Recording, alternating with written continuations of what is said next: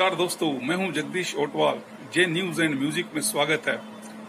दोस्तों, आपकी किस्तों का रीस्ट्रक्चरिंग कराने का समय अब आ गया है। दोस्तों एसबीआई ने सोमवार को हाल ही अपने ग्राहकों के लिए बहुत महत्वपूर्ण सूचना जारी की है। यह महत्वपूर्ण सूचना आपकी किस्त से संबंधित है। आपकी किस्तों का रीस्ट्रक्चरिंग कराने का समय अब आ गया है। दोस्तों रीस्ट्रक्चरिंग कैसे करें, कब होगी और आपको इसमें क्या फायदा, क्या लाभ मिलेगा, यह जानने से पूर्व हम चाहेंगे कि हमारा चैनल नीचे सब्सक्राइबर वाला बटन दबाकर सब्सक्राइब करें। थैंक यू दोस्तों वह समय आ गया है जिसका आपको लंबे समय से इंतजार था। 7 महीने लॉकडाउन पीरियड और कोरोना पीरियड के रहते मोरेटोरियम अवधि बढ़ाने को लेकर सुप्रीम कोर्ट में सुनवाई चल रही थी। सुप्रीम कोर्ट की सुनवाई 28 सितंबर को होगी। उससे पूर्व सुप्रीम कोर्ट ने केंद्र सरकार को निर्देश दिए थे कि वह तुरंत ही आने वाली सुप्रीम कोर्ट की सुनवाई के दौरान वह यह निर्धारित करे कि वह बैंक के ग्राहकों को मोरेटोरियम की अवधि और रीस्ट्रक्चरिंग करवाने का लाभ जनता को आपको देंगी या नहीं देगी। इस बात की सुनवाई अब 28 सितंबर को सुप्रीम कोर्ट में होने वाली है। किंतु दोस्तों, सुप्रीम कोर्ट में सुनवाई से पूर्व ही तीन बैंकों ने आपको अपने ईएमआई पर लगने वाले ब्याज पर सुविधा कुछ परसेंट घटाकर दे दी थी। इसका वीडियो हमने दोस्तों आपको पहले बनाकर दिया था कि 3 बैंकों ने घटाई अपनी ब्याज दरें। दोस्तों, सुप्रीम कोर्ट ने केंद्र सरकार के जवाब से पूर्व ही आरबीआई ने मान लिया है कि अब बैंक के ग्राहकों को मोरेटोरियम अवधि का और रीस्ट्रक्चरिंग का लाभ देना है।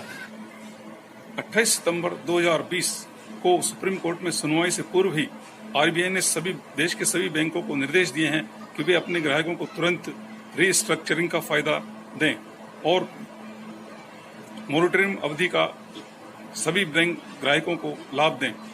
इस मामले में सबसे पहला कदम उठाया है एसबीआई ने 21 सितंबर 2020 को एक पोर्टल लॉन्च कर दिया है। दोस्तों, इस पोर्टल के तहत आप अपना मोरेटोरियम अवधि की जानकारी ले सकते हैं और अपनी ईएमआई, अपनी किस्तों की रीस्ट्रक्चरिंग करवा सकते हैं। दोस्तों, शीघ्र ही तुरंत ही अभी आप एसबीआई की साइट खोलें http://sbi.com.in। इस साइट पर जाकर आप अपनी रीस्ट्रक्चरिंग के लिए अप्लाई करें। रीस्ट्रक्चरिंग के लिए दोस्तों आपको कुछ अपनी आय का ब्यौरा भी देना होगा।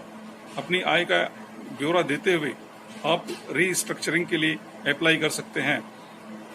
एसबीआई ने इस पोर्टल पर यह सुविधा दी है कि यदि 1 मार्च 2020 से पूर्व जो भी स्टैंडर्ड खाते हैं, उन्हीं स्टैंडर्ड खातों के लिए, यानी स्टैंडर्ड खाते वे खाते जो 1 मार्च 2020 से पूर्व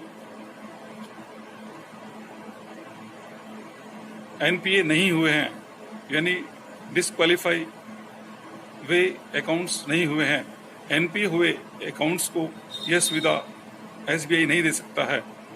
किंतु फिर भी जो 1 मार्च 2020 के पश्चात कोरोना काल के अंदर, लॉकडाउन पीरियड के अंदर जिनकी आर्थिक स्थिति डाउन हुई है या जो कमाने लायक नहीं रह गया है, वे भी उन मामलों का भी एसबीआई मोरेटोरियम अवधि और रीस्ट्रक्चरिंग पर विचार करेगा। अब तक दोस्तों 6 महीने का अंतराल मोरेटोरियम अवधि का निकल चुका है और इस सुविधा का लाभ अभी तक कई लोगों ने ले लिया होगा। किंतु अब से अगले 1 से लेकर 24 माह तक वे खाताधारक जिनकी आय लॉकडाउन और कोरोना पीरियड काल के अंतर्गत प्रभावित हुई है, ऐसे ग्राहक अगले 1 से लेकर 24 महीने तक के लिए अपनी मोरेटोरियम अवधि पीरियड बढ़वा सकते हैं या ऐसे बैंक ग्राहकों के लिए एसबीआई अपने ऐसे बैंक ग्राहकों के लिए 1 से लेकर 24 महीने की लॉकडाउन अवधि या मॉनिटरिंग अवधि का वे पीरियड बढ़वा सकते हैं। एसबीआई ने अपने होम लोन और ऑटो लोन वाले ग्राहकों के लिए ही फिलहाल ये सुविधा दी है।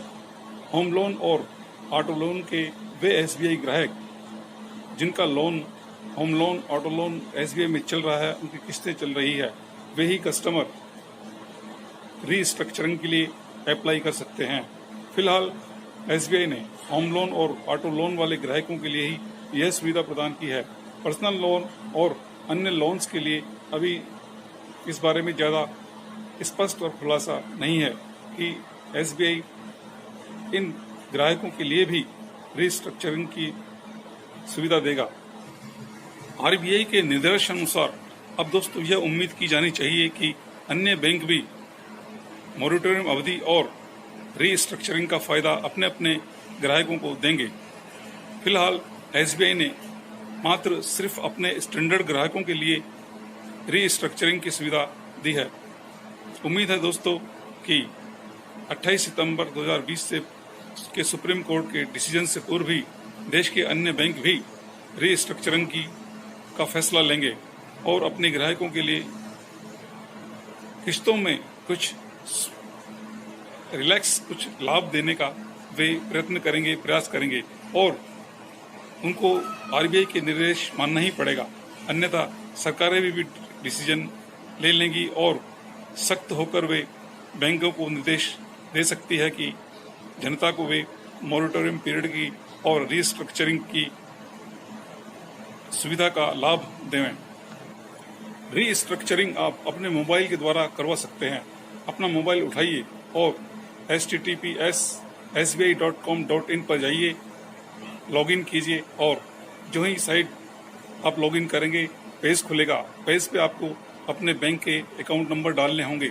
जैसे ही आप बैंक अकाउंट नंबर डालेंगे तो आपके लिए ओटीपी नंबर पूछा जाएगा। ओटीपी नंबर आते ही आपका वेरिफिकेशन होगा। वेरिफिकेशन के साथ ही आपको बैंक एक कोड नंबर जारी करेगा। इस कोड नंबर के साथ ही आपको बैंक कॉल किया जाएगा। बैंक का जब कॉल आए तो आप तुरंत अपने कुछ महत्वपूर्ण कागजात, बैंक की डायरियां वगैरह लेकर बैंक के पास जाइए और बैंक मैनेजर से मिलकर या बैंक के डीलिंग बाबू से मिलकर जो भी आवश्यक दस्तावेज हैं वह आपसे मंगवाए जाएंगे और जो भी खाना पूर्ति होगी वह बैंक करेगा और आपके ईएमआई को रीस्ट्रक्चरिंग से जोड़ देगा। रीस्ट्रक्चरिंग जैसे ही जुड़ जाएगी तो आपकी ईएमआई स्वतः ही कम हो जाएगी बैंक के नियमानुसार। चलते हैं दोस्तों, लाइक कीजिए, सब्सक्राइब कीजिए। Thank you very much.